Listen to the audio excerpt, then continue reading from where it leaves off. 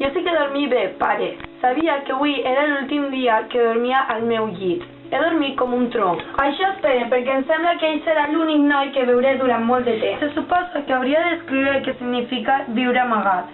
Però la veritat és que ni jo mateixa ho sé encara. Només puc dir que em resulta molt estrany no poder sortir mai. No poder respirar aire pur i fresc. No poder saltar ni córrer. Avui t'explicaré coses més generals. La mare està insoportable.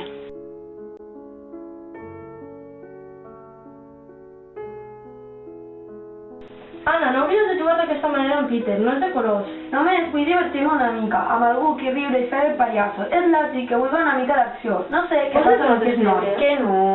Anna, xata, no facis això. Ja saps que no podem cridar a cap metge així. Només hi ha una manera de prevenir les malalties, i és anant amb molt de compte.